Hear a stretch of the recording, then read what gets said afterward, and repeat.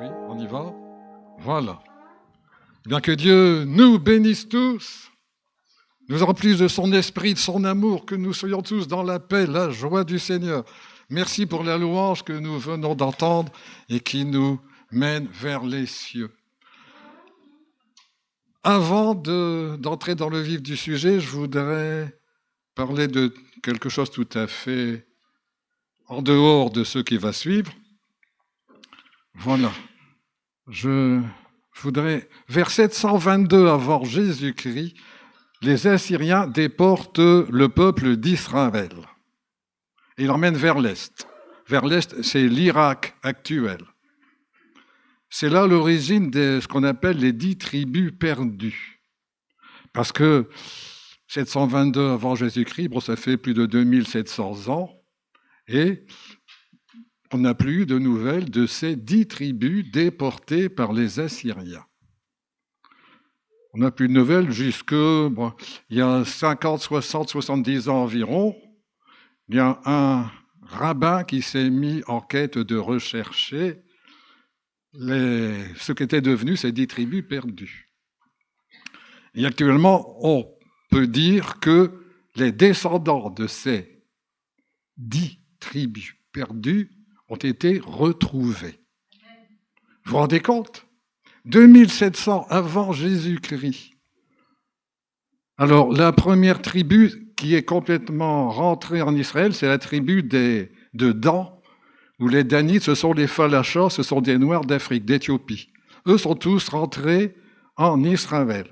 Et actuellement, en Israël, ils viennent de faire une loi à la Knesset par laquelle ils prévoient de ramener les descendants de la deuxième tribu, qui s'appelle celle des Bnei Ménaché, et vous entendez, c'est Manassé, c'est la tribu de Manassé, qu'on a retrouvée en Inde, dans l'est de l'Inde, non loin du Myanmar, c'était la Birmanie autrefois, et puis du Bangladesh, c'est par là. Et d'ici 50, à dire vers l'an, dans 5 ans 2030, si je ne me trompe pas dans les calculs des années, eh bien, il y a environ 6000 descendants de la tribu de Manassé qui vont être rapatriés en Israël. Il y en a déjà 4000 environ qui se sont installés en Israël. Et là, eh bien, c'est le retour de la seconde tribu sur la terre de leurs ancêtres. Et dans les traditions juives, n'est-ce pas, le dernier signal avant le retour de Jésus sur notre terre, c'est le retour des 10 tribus qu'on appelait perdues. Voilà ce que je voulais vous dire. Ce qui nous dépasse complètement. De toute façon, si nous sommes enfants de Dieu, si nous croyons en Dieu, en Jésus son Fils, nous sommes dépassés. Bien sûr, l'être humain ne tient pas tellement à être dépassé. On préfère contrôler sa petite vie, n'est-ce pas ? Mais ce n'est pas ce que Dieu nous demande. Remettons-nous dans ses mains et laissons-le nous conduire. Comme il va me conduire maintenant, que Dieu dirige tout. De quoi vous parlez ? De ceci, donc je n'y suis pour rien. Il s'agit d'un petit livret de Derek Prince, c'est l'échange divin. Je vais donc parler de l'échange divin, ce qui s'est passé à la croix.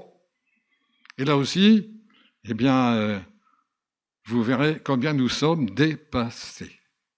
Mais Dieu est tout-puissant.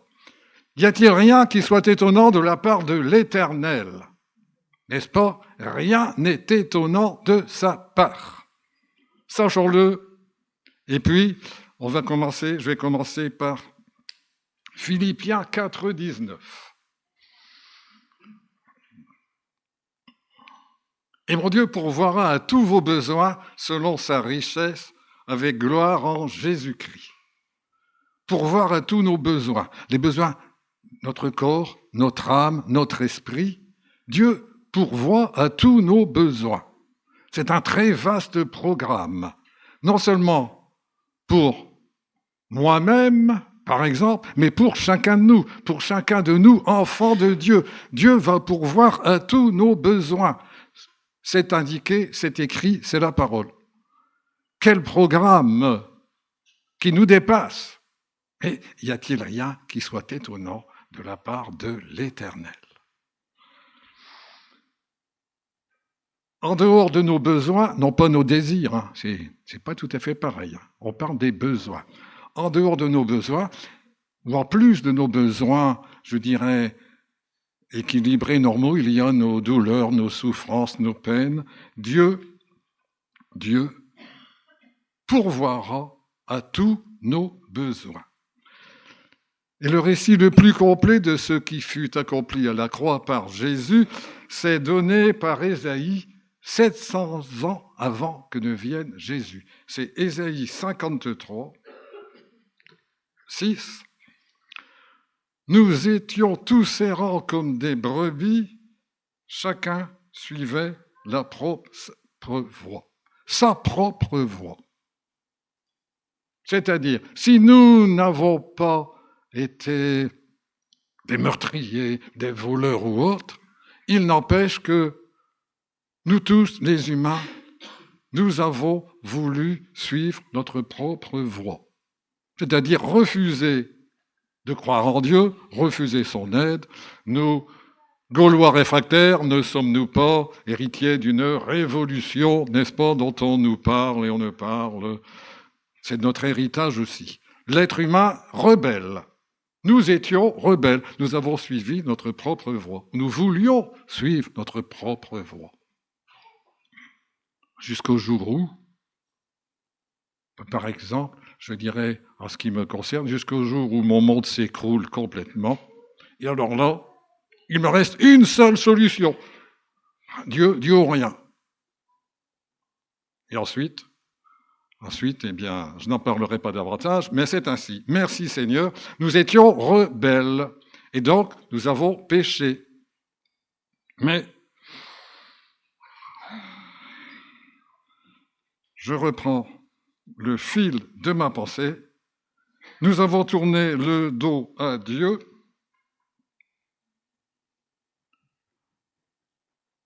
Blessé, brisé, le châtiment qui nous donne la paix est tombé sur lui. Je suis à Ésaïe 53, 6.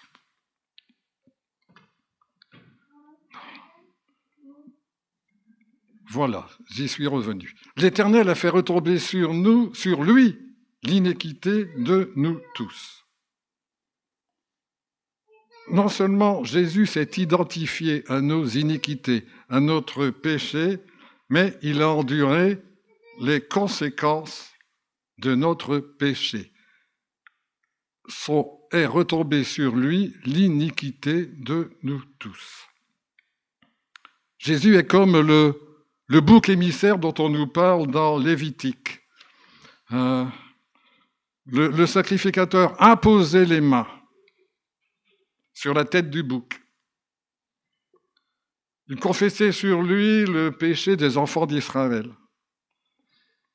Et puis ensuite, le bouc est chassé dans le désert, et ainsi, il emporte les péchés.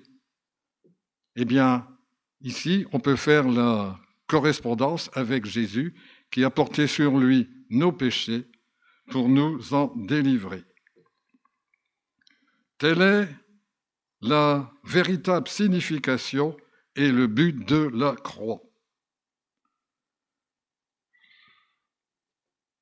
Jésus s'est identifié à nos iniquités, mais il a enduré toutes les conséquences maléfiques de celles-ci. Et il les a chassées au loin, afin qu'elles ne puissent plus revenir sur nous. Voilà l'échange divin que je pense avoir à peu près expliqué. Tout le mal qui nous était destiné est allé sur Jésus, afin qu'en retour, le bien qui lui était dû puisse nous être offert. Voilà l'échange divin. Eh bien, maintenant, je vais évoquer quelques exemples, quelques échanges pour avancer davantage dans cette prédication. Ésaïe 53, 5. Maintenant, voilà. Il était blessé pour nos péchés, brisé pour nos iniquités. Le châtiment qui nous donne la paix est tombé sur lui. Et c'est par ces meurtrissures que nous sommes guéris. Bon. Alors, il y a deux aspects ici. Sur le plan spirituel, Jésus a reçu le châtiment qui était dû à cause de nos transgressions. Et ainsi, Dieu peut nous pardonner. Et voilà qui est important. Dieu peut nous pardonner et nous pouvons avoir la paix avec Dieu. Le châtiment qui nous donne la paix est tombé sur lui. Sur le plan physique, Jésus a porté nos maladies, nos souffrances, afin que nous soyons guéris. Voilà deux échanges, deux aspects de l'échange divin qu'on peut résumer. Alors, je demandais à Simon ici qu'on peut résumer par deux petites phrases. C'est avec cette feuille, avec cette croix, que nous allons peut-être voir si la technique fonctionne bien.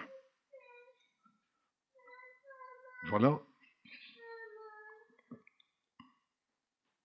Jésus a été puni pour que nous recevions le pardon de Dieu. Et ensuite, Jésus a été meurtri afin que nous soyons guéris. Voici deux aspects de l'échange divin à la croix. Jusque-là, ça va ? Vous suivez à peu près, je suis à peu près clair, j'espère. Dieu est lumière, n'oublions pas. Hein ? Maintenant, troisième aspect de l'échange, c'est encore Ésaïe. Ésaïe 53.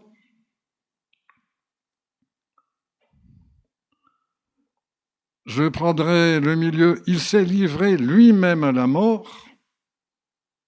Donc, c'est volontairement qu'il s'est livré à la mort. Et en la dernière ligne, il a porté les péchés de beaucoup.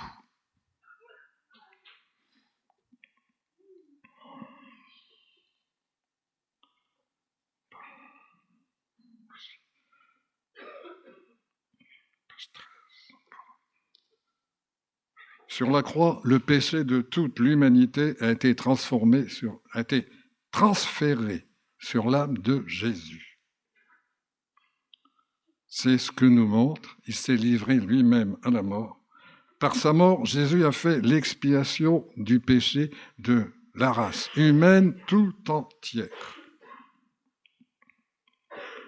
2 Corinthiens 5, 21 résume ce troisième aspect de l'échange. Celui qui n'a point connu le péché, il l'a fait devenir péché pour nous, afin que nous devenions en lui justice de Dieu. Voici l'aspect positif de l'échange. Aucun de nous ne peut mériter la justice de Dieu. Elle ne peut se recevoir que par la foi. Alors, je reviens à la croix.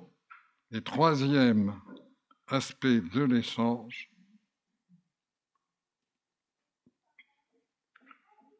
Jésus a été fait péché de notre péché, c'est-à-dire péché de notre nature pécheresse, afin que nous soyons justifiés de sa justice.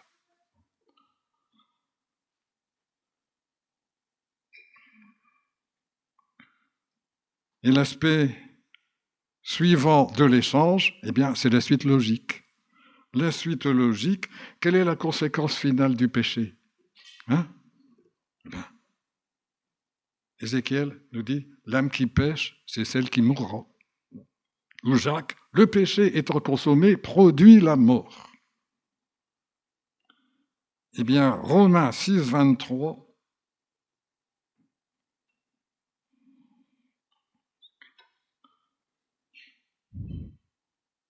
le don gratuit de Dieu, c'est la vie éternelle en Jésus-Christ, notre Seigneur. Voici encore l'échange. Jésus a porté les péchés de tous les hommes. Il a subi la peine de mort réservée à tout homme. Et avec Romains 6, 23, Le don gratuit de Dieu, c'est la vie éternelle en Jésus-Christ notre Seigneur. D'où ce quatrième aspect qu'on peut résumer là. Jésus est mort.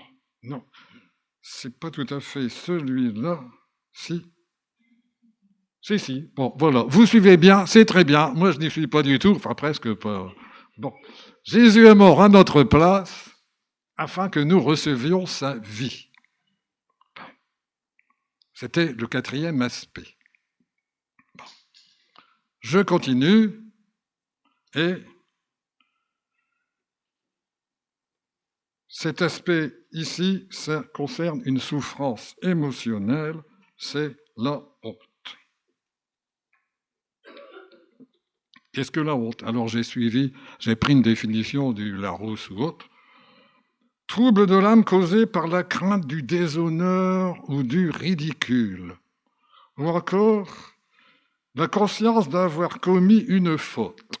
Développons-nous la honte.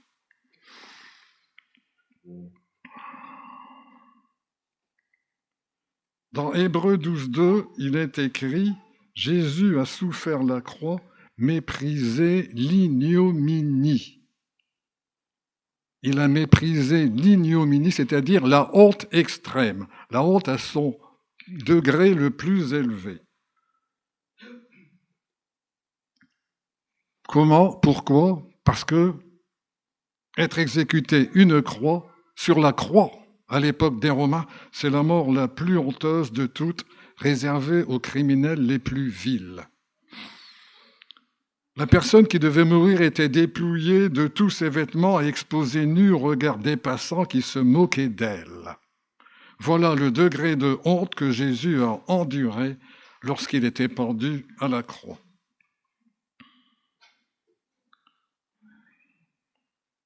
Il endurait la mort sur la croix en méprisant la honte attachée à un tel supplice.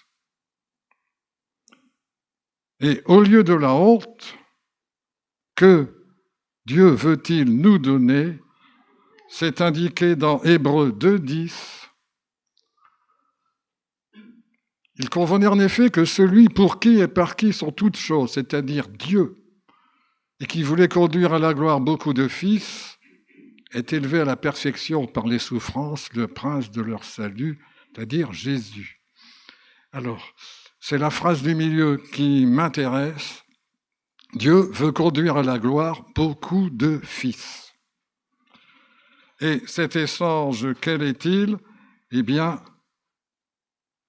on va le voir. Jésus a porté notre honte afin que nous partagions sa gloire. C'était le cinquième aspect de l'échange divin à la croix.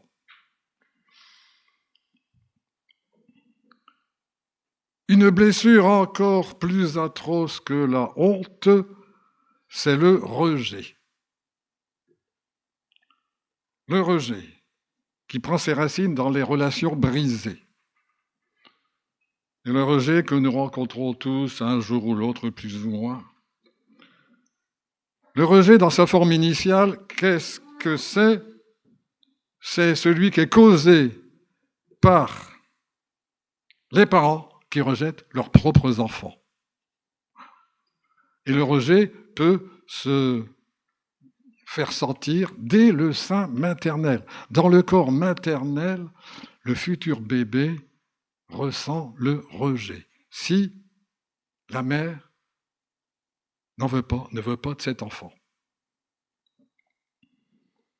Et l'enfant qui est ainsi rejeté ressentira ce rejet tout au long de sa vie, même jusqu'à la mort, sauf si Dieu intervient pour le guérir. Je vais vous lire quelques lignes tirées de ce livre qui s'appelle « Touché par le Père ».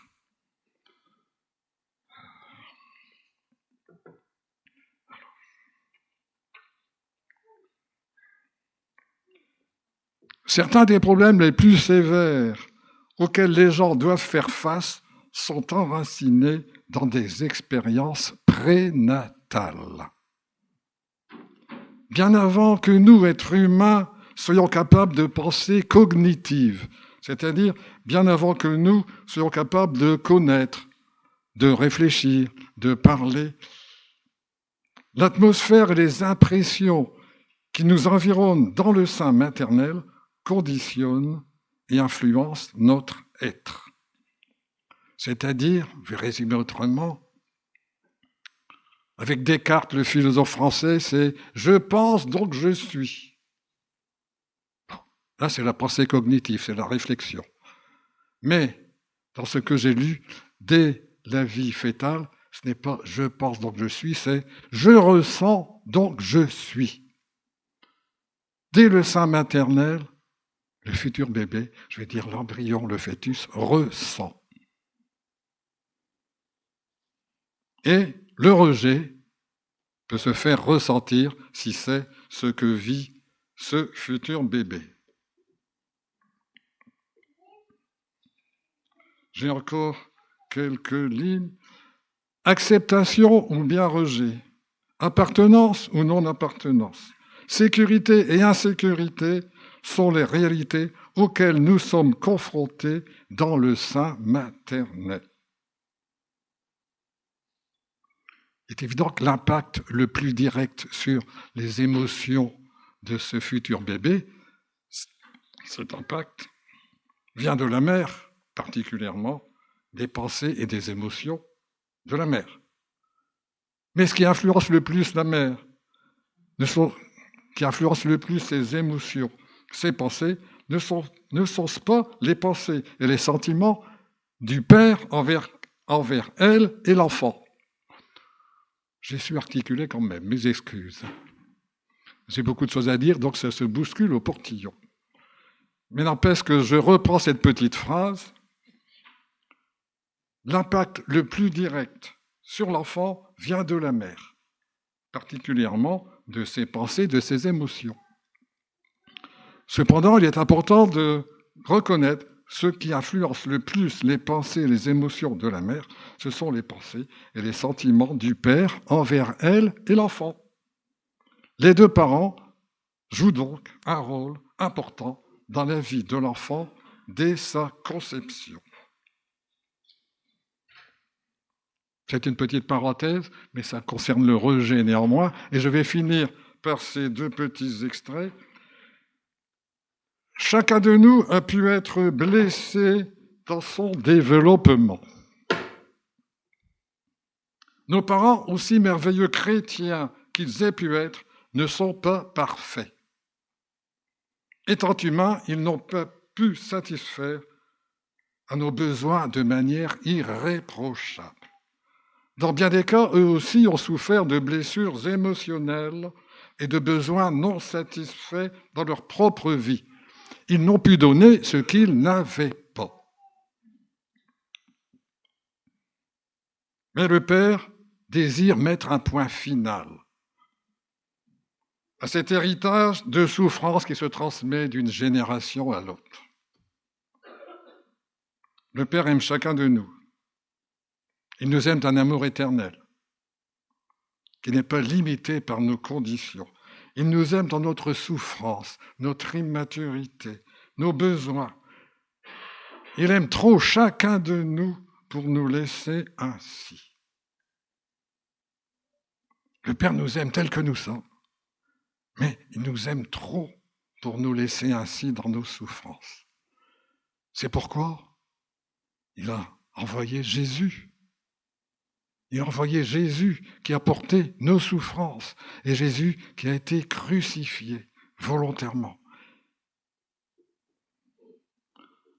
Je parlais du rejet. J'ai lu quelques extraits et je reviens au rejet. Je n'ai pas terminé. Matthieu 27, 46.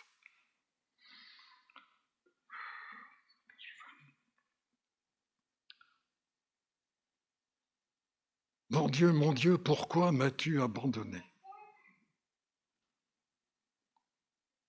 Le Fils de Dieu appelle son Père et ne reçoit pas de réponse. Jésus s'était si pleinement identifié à l'iniquité de l'homme que la sainteté parfaite de Dieu obligeait celui-ci à rejeter même son propre fils. Jésus a donc enduré le rejet du Père. Presque aussitôt, il est mort. Et Derek Prince dit, il est mort non pas des blessures de la crucifixion, mais d'un cœur brisé par le rejet. Qu'en pensez-vous? La question est posée. Et Matthieu 27, 46 nous parle de la suite. Non. 51, pardon, Matthieu 27, 51. Mais nous connaissons ce récit. Le voile du temple se déchira depuis le haut jusqu'en bas. Ce voile qui se déchire démontre symboliquement que la voie est ouverte pour que l'homme pécheur puisse entrer dans la communion avec le Dieu saint. Et par ce rejet porté par Jésus, eh bien, nous sommes acceptés par Dieu comme étant ses enfants. Et là, Éphésiens 1, 5.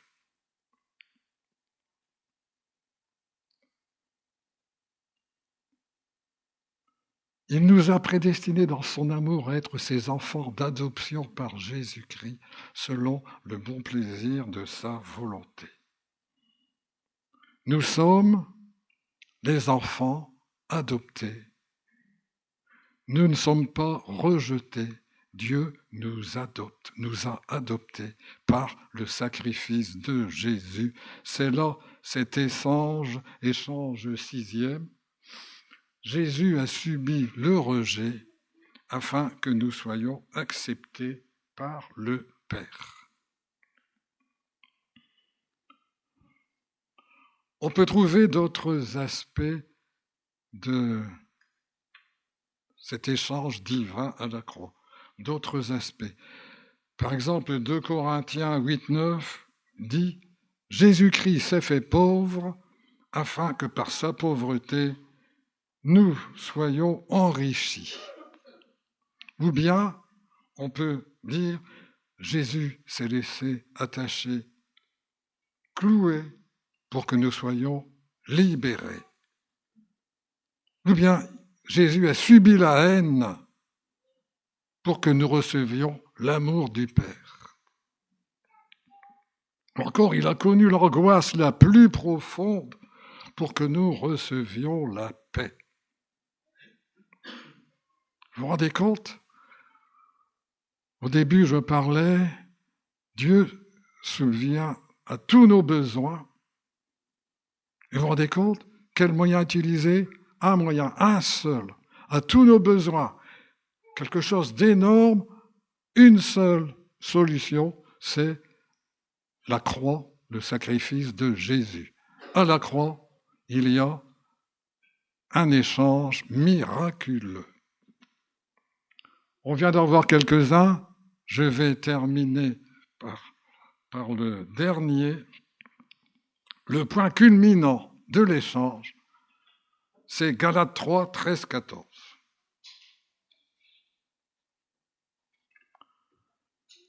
Christ nous a rachetés de la malédiction de la loi, étant devenu malédiction pour nous, car il est écrit « Maudit est quiconque est pendu au bois », afin que la bénédiction d'Abraham ait pour les païens son accomplissement en Jésus-Christ, et que nous reçussions par la foi l'Esprit qui avait été promis. Maudit est quiconque est attaché à la croix ou pendu au bois. Maudit est quiconque est pendu au bois, c'est dans Deutéronome 21, 23.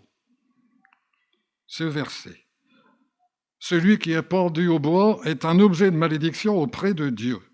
Et Christ, pendu au bois, s'est fait malédiction pour nous. Il a porté les malédictions pour que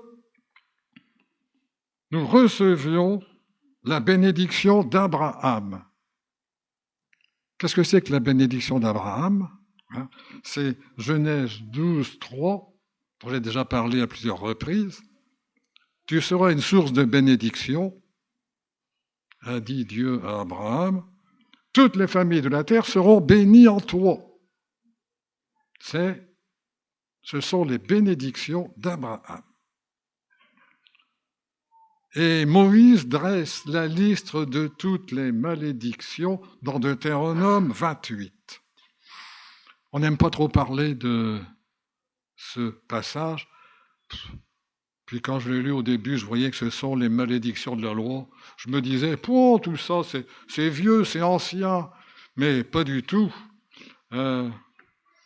Pour ceux qui sont allés écouter Cyril Cerdan il y a quelques semaines ou mois, il nous a parlé notamment des malédictions que profèrent des groupes occultes genre francs-maçons ou autres. Et on sait que les malédictions existent comme les bénédictions. Moïse dresse la liste des bénédictions. Il y a 14 versets dans Deutéronome 28, 14 versets, les bénédictions. Puis, il dresse la liste des malédictions. Ce n'est pas 14, c'est 52 versets. Les malédictions. On n'aime pas trop en parler, mais enfin, Derek Prince a résumé ces malédictions suite à ses observations, bien sûr, au cours de sa vie. Il donne des exemples, genre humiliation, stérilité, infécondité, maladie mentale, comme la dépression. Dans la Bible, le mot dépression n'y est pas, mais quel est ce mot? C'est abattement. Quand vous voyez abattement, c'est synonyme de dépression. Maladie mentale, disais-je, effondrement de la raison, émotions perturbées, maladie physique, maladie chronique héréditaire. Voilà. Ceci n'a pas pour but d'effrayer, surtout pas, surtout pas. Jésus a porté les malédictions pour nous en libérer. Je termine cette énumération. Rupture familiale, pauvreté, défaite, oppression, suicide, mort non naturelle, prématuré, échec, etc., etc. On n'aime pas parler de ce sujet parce que ça fait peur. Il me souvient, c'est un petit exemple d'une collègue autrefois, ça ne concernait pas les malédictions, mais je lui parlais de maladies, et puis cette dame me disait « Ah, moi je n'ose pas en parler parce que, par exemple, quand je lis un dictionnaire médical, je vois toutes les maladies qui sont là, je les ai. » Voilà ce qu'elle pensait. Donc, on n'aime pas parler des malédictions, mais Jésus était fait malédiction. Pourquoi? Pour que nous bénéficions des bénédictions. Alors Simon, si tu veux nous montrer la suite. Jésus était fait malédiction afin que nous puissions entrer dans la bénédiction. Par son sacrifice, Jésus a vaincu la malédiction. Et si, par exemple, si une malédiction pèse sur nous, si Dieu nous a montré qu'il y avait une malédiction, eh bien, merci Seigneur, il ne nous reste plus qu'à briser cette malédiction au nom de Jésus et de proclamer l'inverse. Par exemple, il y avait une malédiction de mort sur moi, eh bien, au nom de Jésus, je brise cette malédiction de mort et je proclame la vie la vie en abondance. Voilà un petit exemple. Donc, nous, enfants de Dieu, nous n'avons pas à avoir peur de ces malédictions grâce à Jésus qui s'est fait malédiction, qui a porté nos souffrances, nos maladies sur la croix. Nous avons la libération. Alors, je vais demander à Simon de, nous montrer 1, 2, 3, 4, 5, 6, 7. Voici au moins 7 exemples. Il y en a d'autres, je n'ai pas tout énuméré. Voici une espèce de résumé. Je vois, Jésus a été puni pour que nous recevions le pardon de Dieu. Alors écoutez, je propose ceci. Mais il n'y a aucune obligation. Je propose que nous proclamions chacune de ces lignes-là de la façon suivante. Commencez. Merci Jésus, tu as été puni pour que je reçoive le pardon de Dieu. Voyez-vous, je vais répéter, prenez le début. Vous pouvez prononcer intérieurement, à mi-voix, à voix haute, rien du tout, aucune obligation. Néanmoins, je vais prononcer comme j'ai dit, et puis vous pouvez le faire en même temps que moi. Merci Jésus, tu as été puni pour que je reçoive le pardon de Dieu. Merci Jésus, tu as été meurtri afin que je sois guéri. Merci Jésus, tu as été fait péché de mon péché afin que je sois justifié de ta justice. Merci Jésus, tu es mort à ma place afin que je reçoive ta vie. Merci Jésus, tu as porté ma honte afin que je partage ta gloire. Merci Jésus, tu as subi le rejet afin que je sois accepté par le Père. Merci Jésus, tu as été fait malédiction afin que je puisse entrer dans la bénédiction. Amen. Voilà ce qu'est l'échange divin. Une seule solution, la croix de Jésus, pour régler tous ces problèmes et pour subvenir à tous nos besoins. Comment ne pas remercier Jésus et Dieu le Père de ce sacrifice? Bien, maintenant, nous allons passer à la Sainte Seine. Je vais demander aux deux volontaires que j'ai désignés de venir. Voilà. Alors, un micro. Tu viens ici au micro.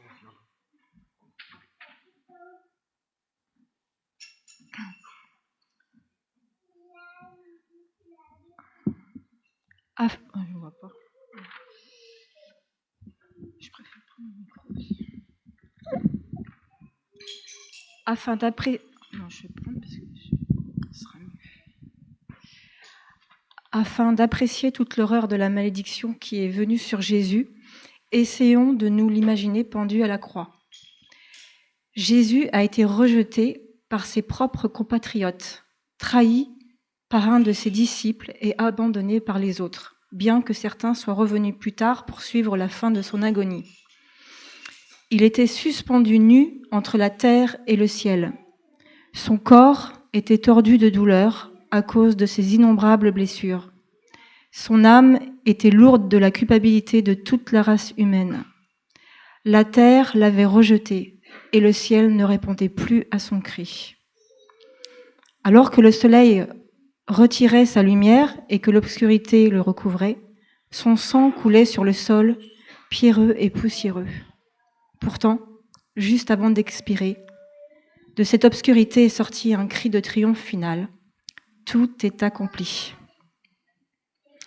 Un tel sacrifice est époustouflant dans son potentiel et son envergure, et merveilleux dans sa simplicité.